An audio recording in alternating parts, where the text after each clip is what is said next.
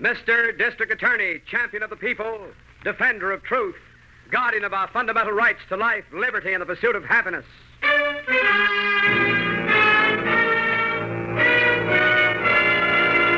Mr. District Attorney is brought to you by Vitalis, Vitalis. Vitalis, the famous preparation that keeps your hair well-groomed. And used with a speedy 60-second workout, helps you to keep your hair. And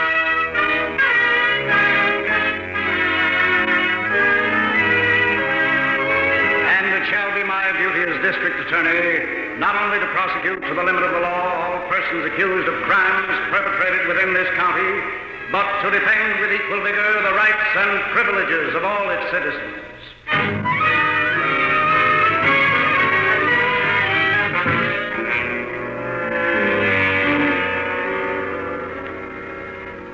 Our case tonight opens at the dairy farm of Samuel Putnam, a resident of one of the rural sections of your District Attorney's county. Mr. Putnam and his 15-year-old son, Billy, are working in their barnyard. Their chores are interrupted as a car enters the yard, and a man hails them from the driver's seat. Hello there. Yeah? Are you Mr. Putnam? That's right. Oh, very well. Who's that, Pop? I don't know. I never see him before. Nice-looking car. Yeah. How do you do, Mr. Putnam? How do you do, sir? My name is Grant, sir, George Grant. I see. I wonder if I could have a few minutes of your time, sir. Well, if you're selling something, Mr. Grant, I can tell you right now... Quite the contrary, Mr. Putnam. Quite the contrary. I'm here to buy. How do you mean? Tell me, how many cows do you have here on your farm? About 60 head. 60, eh? Well, sir, I'm prepared to take them off your hands. Well, where'd you ever get the idea I wanted to sell?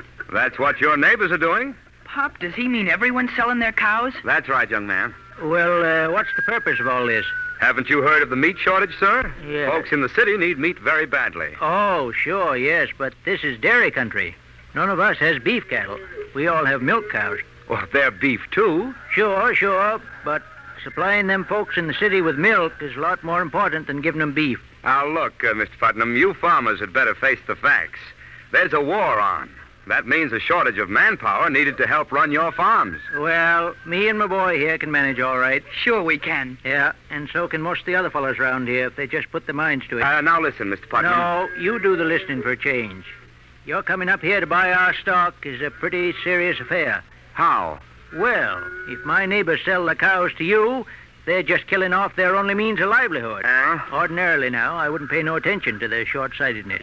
But this very war that you speak of, that makes it more important than ever that we keep on producing milk. Is that so? Yes, sir. Youngsters and mothers down there in the city, they need all we can give them. I've got a little influence in this community, Mr. Grant. Really? Yeah, and I'm telling you right now that I'm going out and talk to these men you've been dickering with and get them to change their minds.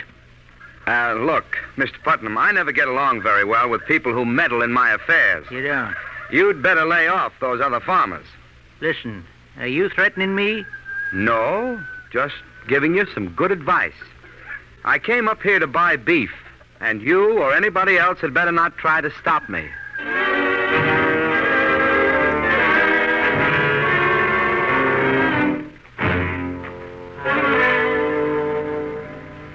Oh, Chief. Yes, Miss Lim. Do you know where Harrington could be? I haven't had any word from him all day. Well, I can explain that. He's doing a special job for the mayor's office. Oh, I see. Yes, His Honor is trying to put a check on some of the black market activities that have been overrunning our town. Oh, how? Well, he has men stationed on all roads leading into the city. What for? They're stopping trucks to see if they're carrying any meat that hasn't been tagged with a government-inspected stamp. Oh. If this stamp is missing, the men have orders to confiscate the meat. Well, that's a good idea. Yes. Now, if we can only enforce... Excuse me, Chief. Yes, come in, Harrington. Thanks. How are things on the black market? Very good, Miss Miller. In fact, almost too good. Yes, what happened? Well, I was checking trucks that came off the ferry, Mm-hmm. and believe me, Chief, business was terrific. You found a lot of illegal meat? About 6 truckloads. Hey. And don't forget, that was only my score. There are half a dozen other inspectors working today, too. Yes, I know. And, Chief, wait till I tell you this. Yes? That job was just like old home week. What do you mean? Well, you'd have thought I was spending the day down at the police lineup. The guys who were driving those trucks took me right back to Prohibition days. They were old acquaintances of ours. Every one of them. The only switch was they were driving meat instead of beer. Who were they, Harrington? Well, everyone I pegged used to work for Mike Sutter's old mob. Mike Sutter. Yeah. I asked some of them if Mike was operating this racket, and they all clammed on me. Well, it's pretty safe to guess that he is. Well, here's one angle I did get out of him, Chief. Yes, what's that? Well, all of the trucks came from in and around Centerville. Centerville? Yeah. Well, that's dairy country. Sure. Yeah, I don't like the sound of that. It means this beef must come from slaughtered milk cows. Hey, I guess that's so. Well, Chief, won't that have an effect on milk production? Yes, Miss Miller, very definitely. Well, isn't there anything we can do about it? I believe there is. What, Chief? I think we can carry the mayor's campaign one step further. How? By checking this racket at its source. We're going to pay a little visit to the farmers of Centerville.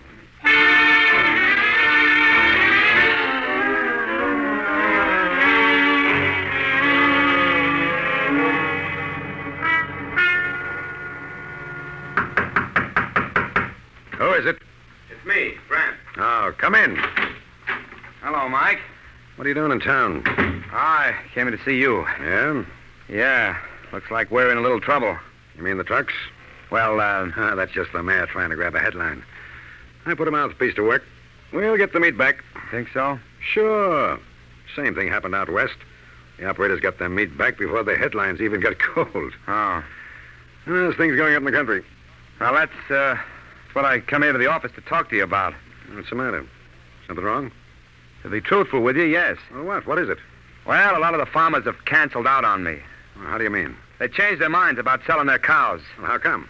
There's one man who's responsible for the whole thing. Oh, yeah? He's called several meetings and influenced them to hold on to their stock. Who is this guy? A man named Putnam. What's his angle? Is he moving in on us? No. Just some stupid patriotic motive. Patriotic? He feels that milk is more important than beef. He's got the others thinking the same way now. Did you talk to him? Sure, but he just won't listen to reason. Reason? Now, listen, Grant. You never get nothing with that stuff. I know, but... This guy has really jammed up the works, Sam. Yeah. Well, it looks like maybe it's time for me to take over. What do you mean? Now, listen. I put you in the front for this thing because you're the white-collar guy with the smart approach. I figured that would work a lot better than muscle. Yes? But the collar's no good on a deal like this. Your Putnam guy needs a different treatment. Oh, now, look, you're not going to use any violence. Remember, you promised me when I came into work for you there'd be no rough stuff. Who said anything about rough stuff? But you... This old farmer just needs a lesson, that's all. And we can give it to him without our ever seeing the guy.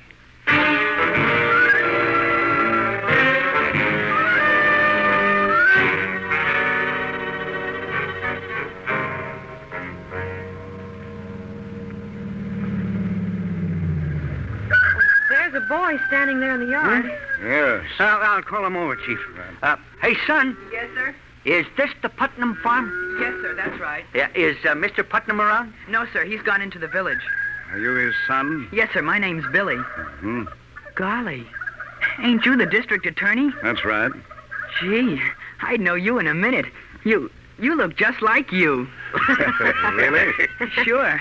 My brother took a lot of pictures of you when you made that speech in Centerville last year. Remember? Oh, yes, of course. My brother was a photographer on the Centerville Herald. He's in the Signal Corps now. He takes pictures for them, too. Oh, I see. That's what I'm going to do when I'm old enough. Go in the Signal Corps and take pictures. Well, that's fine, Billy, but just remember that working on a farm is very important, too, right now. Oh, sure. Yeah, when do you expect your father back from the village, son? Oh, he'll be gone most of the day. Ma'am? You see, we've had some trouble here at the farm. Trouble of what sort? 5 of our cows died last night. Oh, what a shame. Pop thinks there was something funny about it. Yeah? He had Dr. Thomas the vet out here this morning. Dr. Thomas thinks they was poisoned. I see. Pop has gone into the high school laboratory. They're going to analyze stuff for him and make sure. Billy, your father has been active in trying to organize the farmers around here against selling their livestock, hasn't he? Yes, sir. Chief, do you think this poisoning was done to get him to lay off?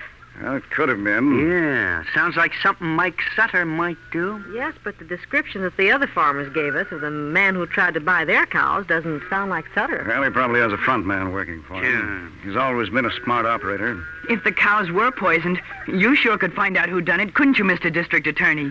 Well, I could certainly try, Billy. I think we better be moving, Chief. We're going to cover the rest of this territory. Yes, you're right, Harrington. What shall I tell my pop? Well, just say that we were here to see him, and we'll come out again in the morning.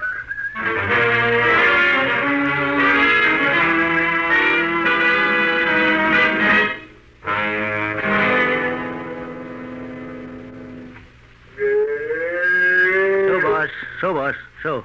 That's the girl. That you, Billy? I got a pail of water once this evening, son, but if you want to... Good evening, Mr. Putnam. Huh? Remember me? Grant is the name. Oh, yeah. Yes, I'd like you to meet an associate of mine, Mr. Sutter. Hi. What'd you come here for? Just dropped in to see you. Yeah? I wondered if you'd change your mind about selling your cows. No, sir. We heard down in the village that you'd had a little tough luck up here last night, Putnam. Yes, we understand you lost some of your livestock. That's right. Too bad. What happened to him? I was just wondering whether you fellas couldn't answer that. Why? Them cows was poisoned. Is that a fact? Now, why should anyone want to do a thing like that to you, Mr. Putnam? Well, I sort of have an idea. Really? Yeah. I got to thinking that if somebody wanted to show the other farmers hereabouts that it didn't pay to interfere with certain transactions, why, killing off my cows might be a good way of doing it. Oh, now, Mr. Putnam, surely you aren't implying that we had anything to do with your misfortune? I am.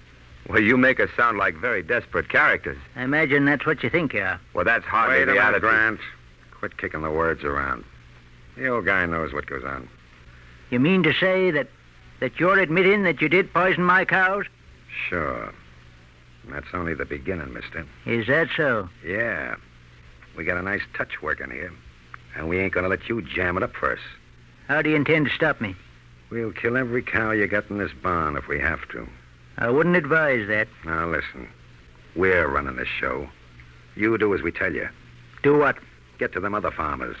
Tell them you was wrong about not selling their beef. Not a chance, mister. Hey. You can't pull any of your cheap gangster stuff on me. Them farmers are keeping the cows. Yeah? Yeah. And furthermore, I'm having you both arrested for what you've already done to me. You talk real big. This is more than talk. Yeah? I happen to know that the district attorney is in Centerville right now. I'm going to call him up. Wait a minute. You stay right here. Let go of my arm. Take it easy, Mike. This guy ain't calling no district attorney. Oh, ain't I, though? Come back here. Oh, no, sir. Oh.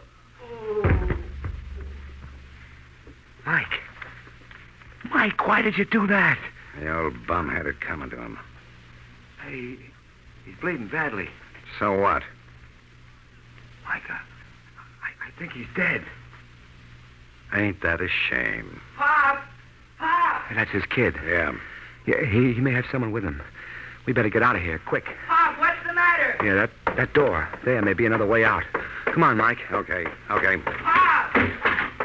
Yeah, this is okay. The car's right outside. Come on. Right. The kid didn't get in there in time to see us, huh? All right. Quit worrying. Yeah. All right, get in quick. You better drive, Mike. I'm too jittery. Sure. That's the way out. Around the front of the barn. Okay. Mike, I never thought you'd... Stop that car, you! The kid. Yeah, He's running for the car. I know. Stop! Hey, look out, Mike. He's running right in front of us. You'll hit him.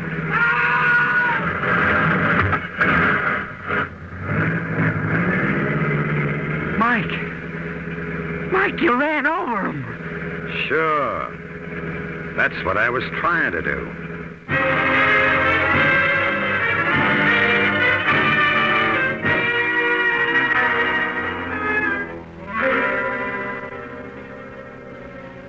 Our case tonight makes very clear one reason we should all help stamp out black markets. Your district attorney has an idea of what's behind this brutal crime. But securing proof is another matter, as we'll learn in just a moment.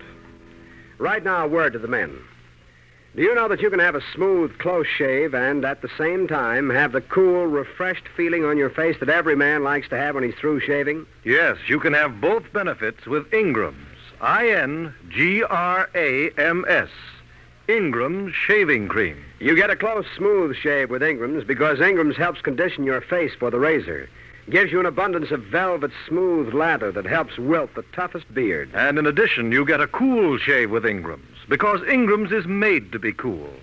Made to leave your face feeling delightfully fresh and invigorated when shaving is over. So remember, for a face that feels fine after a shave that makes you look your best, it's Ingram's. Ingram's Shaving Cream. And Now back to Mr. District Attorney.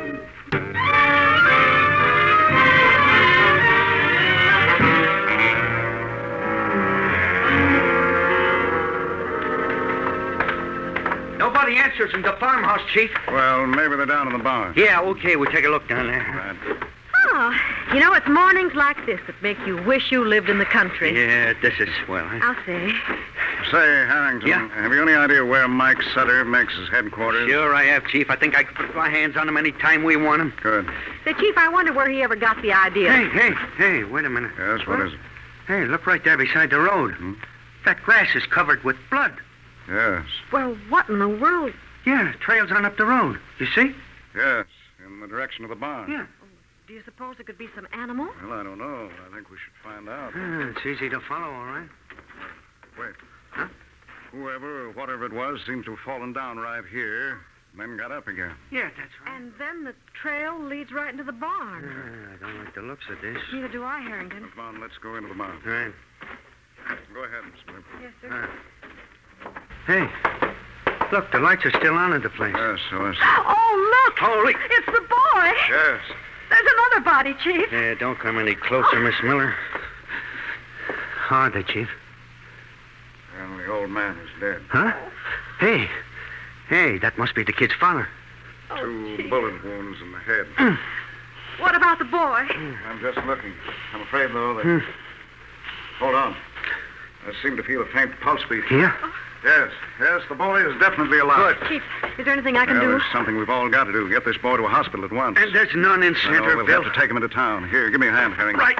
Miss Miller, bring the car down here, Sure, will you? Chief, right away. We want to save this youngster. We've really got to make time.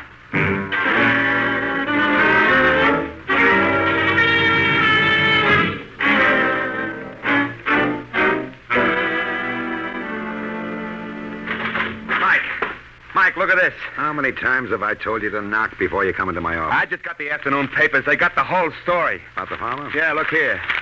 The kid didn't die. So what? He may identify us. Is that what it says in the story? No, according to this, he's still unconscious. Very close to death. Well, then what are you worried about? Well, I guess... Now, look, you said yourself last night that the kid never seen us when we did it. Huh? He didn't even know we were in the barn. I know, but And even if he lives, what have they got on us? the boy might have seen the license plates, or the tire marks might even be traced. And that makes it tough on somebody else, not us. Why? That was a stolen car, you chump. Well, the boys picked it up for me before we went out to the sticks. Oh, I see. Now, listen, Grant. I'm going to get awful fed up on this crybaby routine of yours. Well, I can't help being concerned. Let that be my department. Well, Now, the only thing we got to do now is to let this thing cool off for a few days before we start operating again. you mean you're going to continue this thing? Why not? It's better set up now than it ever was. How? That old man being dead will teach them farmers a real lesson. I guarantee we won't have to poison no more cows to get them guys in line. Oh, but Mike, it'd be much too dangerous to operate up there again. I, for one, don't want any part of it. No? I should say not. Now, look, chum. You're in this thing whether you want any part of it or not. But I... Shut up. Now, sit down. Yes? You and me are going to go over the books this afternoon and figure just how many cows is left up there to grab.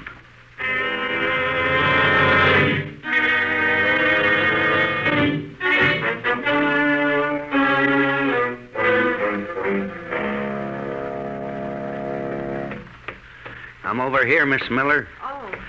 Did you call the office? Yep. No messages. Is the boy still in the operating room? Yeah, the chief's in there with him. Oh, I do hope they can save him. It's going to be a tough fight. That kid took plenty. He's been in there over 2 hours now. Yeah, I know. If it was my own kid, I couldn't feel any worse. Yes, I know. Harrington, do you think Sutter was behind this thing? Sure he was, the dirty punk. But how are we ever going to be able to prove it? We got to, Miss Miller. But there wasn't a clue even. I know. Our only hope is this kid. If he pulls through and can talk, we may get some. Oh, I wish that... Here's the chief. Oh, how is he? Oh, he's still alive. Oh, good. Has he got a chance? We don't know yet. Is there anything I can do? Yes, Miss Miller, they're taking the boy up to one of the hospital rooms. Yes. I want you to go up there and stay with him. I'll join you up there as soon as I talk to Harrington. Yes, sir. He's on the 5th floor. Right, I'll find What him. have you got for me, Chief? I want you to pick up Mike Sutter and take him to my office, Harrington. Oh, Chief, believe me, this'll be a pleasure.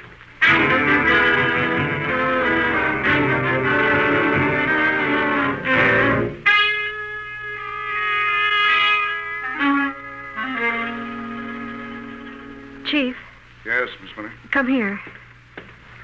Yes? Look, the boy's moving his hand.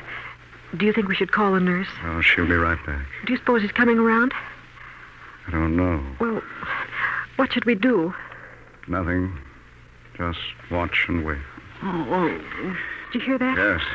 Yes, he seems to be regaining consciousness. Bob. What happened, Pop? No, it's all right, son. It's all right. Just take it easy. Pop's been hurt. Don't try to raise your head, Billy. What? Where am I? You're all right, Billy. And just try not to talk too much. Yeah. Billy, you recognize me? Sure. District Attorney. That's right. Now, can you understand what I'm saying? Sure. Good. Now listen carefully, Billy. Can you tell me what happened to your father? To Pop? Yes, your pop. What happened to him? I don't know. Oh. I gotta get back to the barn, though. Back to the barn. Oh, easy, son. Easy. The door. The side door of the barn. Hmm? District Attorney will get you. He knows. He's delirious, Chief. Yes. Signal Corps. Side door barn. Billy, please. Signal Corps. Side door barn. Chief, I think he's trying to tell us something. Miss Miller, I think he has.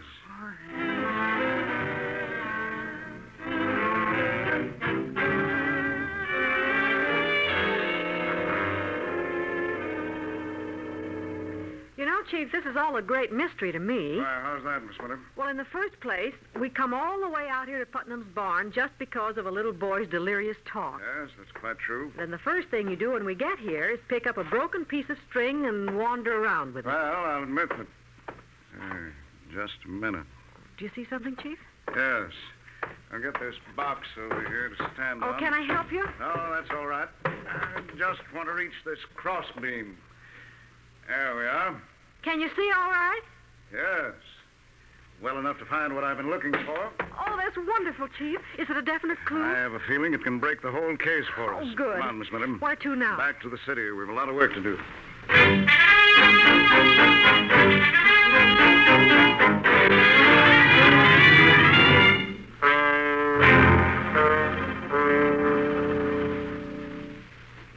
Listen, copper. Yeah? How much longer do we have to hang around this mousetrap? Until the district attorney gets here, and, brother, that may be a long time. I hope you know that you're violating our rights as citizens by detaining us here. No kidding.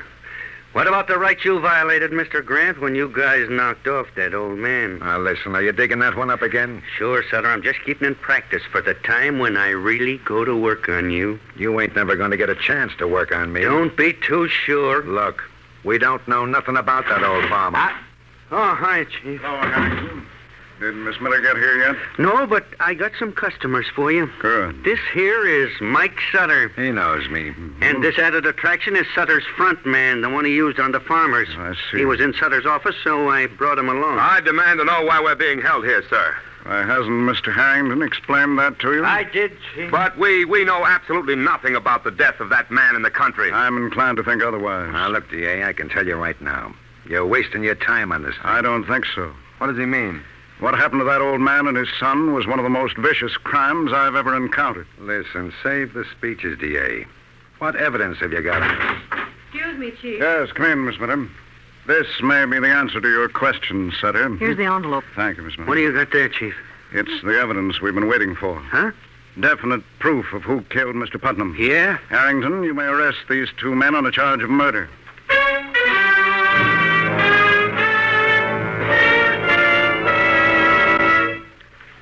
Your district attorney will be back in just a moment to explain what he learned from Billy Putnam's delirious cries that led him back to the farm and clinched his case. First, though, here's a fact about Vitalis you'll be glad to know. While wartime Vitalis is manufactured under government restrictions that affect most products during these times of war, Vitalis and the 60-second workout gives you the same 3 benefits that you and thousands of other men have always enjoyed with Vitalis. And here they are. First, Vitalis gives you really well-groomed hair. Keeps your hair in place in a natural, masculine way. With Vitalis, your hair doesn't have that obnoxious, plastered-down, patent leather shine. Second, Vitalis and the 60-second workout helps rout unsightly and often embarrassing loose dandruff. Third, and very important, Vitalis and massage helps prevent excessive falling hair. It stimulates circulation, you see, loosens up your tight, dry scalp.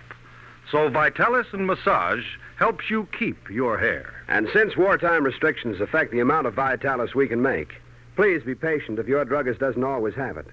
We will continue to keep him as well supplied as possible. And please remember, wartime Vitalis gives you the same 3 benefits you've always enjoyed.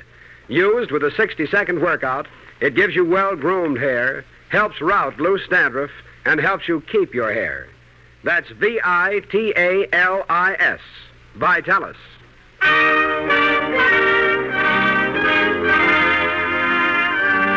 Now, here is your district attorney. Well, ladies and gentlemen, the evidence that solved tonight's case was given to us by a very alert and courageous young man, Billy Putnam. It was his timely thinking that enabled us to try and convict Mike Sutter and his accomplice Grant on the charge of first-degree murder. And they paid for their crime with their life.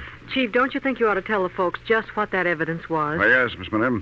I learned about it in young Billy's hospital room. In his delirious ravings, Billy repeated 2 important things: side door of the barn and signal corps. I remember the side door in the barn, but the signal corps reference eluded me until I suddenly recalled our first conversation with the boy. You mean about his brother being a photographer in the Signal Corps? Yes, Harrington. I took the chance that this meant he had some camera arrangement hooked to that side door. Which he did. Yes, the boy had rigged it up the day after the cows were poisoned. He hoped to get a picture of anyone who might attempt it again. And he sure got a mighty important one. Grant and Sutter leaving the place with the old man dead on the floor. Chief, I'm sure that everyone will be glad to know that Billy has fully recovered from his ordeal. Yes, Miss Miller, and we're seeing to it personally that he gets a good home until he's old enough to realize his ambition to join his brother in the Army Signal Corps. Good. Now, what about next week, Chief? Well, it's a case I believe every one of our listeners will find very interesting and exciting. The case of the weekend murders. And so, friends, join us again next Wednesday, and until then, thank you and good night.